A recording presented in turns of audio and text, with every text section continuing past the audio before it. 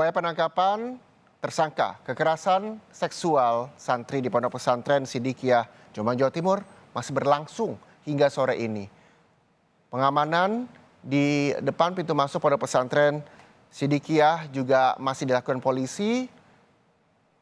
10 truk yang berisi simpatisan telah dibawa menuju Polres Jombang dan tadi siang Kabid Humas Polda Jawa Timur juga memberikan keterangan bahwa sebanyak 60 orang telah dimintai keterangan terkait dengan penangkapan tersangka kekerasan seksual santri Pondok Pesantren Sidikiyah, Jombang, Jawa Timur.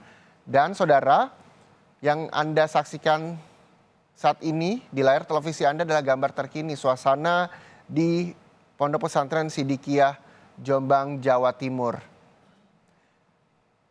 Dan saudara, kita akan kembali berbincang dengan pendamping korban dari 2017, ada Pak Nun Sayuti. Pak Nun Sayuti, bisa diceritakan kembali Pak pendampingan yang memang masih dilakukan hingga saat ini, terus bagaimana dengan kondisi korban sendiri, Pak Nun?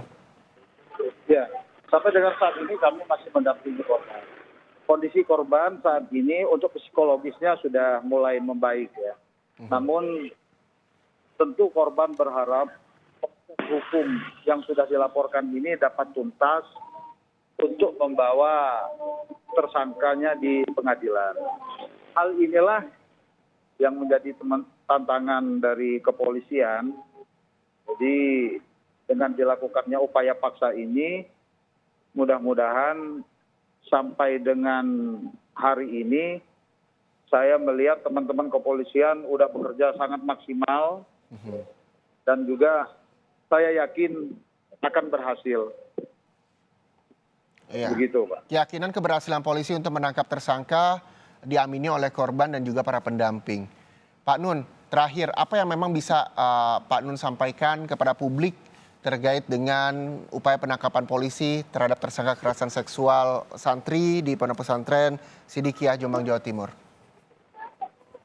Ya, tentu saya mengapresiasi ya langkah tegas dari kepolisian sampai dengan hari ini. Saya sampai dengan saat ini masih berkoordinasi bagaimana langkah-langkah yang terukur dari polisi. Dan juga harapan saya pihak tersangka dengan kejadian yang seperti ini, apakah tersangka mau mengorbankan lebih banyak orang? Kondisi di pesantren, kita melihat, sama-sama melihat tadi banyak sekali korban dari kepolisian ataupun dari pihak tersangka yang mengamankan tersangka. Artinya kan apabila keluarga tersangka, Kiai Muhammad Muhtar Mufti, mau menyerahkan putranya kepada polisi, itu tidak akan terjadi hal yang seperti itu.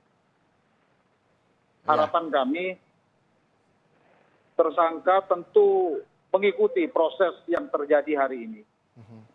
Keluarga tersangka juga tahu hal yang terjadi hari ini. Saya berharap tersangka dan keluarganya mau berbesar hati, mau menyerahkan proses ini di pengadilan. Kalau memang tersangka tidak bersalah, tentu akan dibebaskan. Namun apabila tersangka bersalah, tentu tersangka harus bertanggung jawab sesuai dengan hukum yang berlaku. Itu dari kami. Oke. Harapan agar tersangka bisa mengikuti proses hukum sangat dikedepankan oleh para korban. Kita berharap bahwa upaya penangkapan bisa segera terrealisasi. Terima kasih banyak Pak Nun Sayuti, pendamping korban, atas informasinya.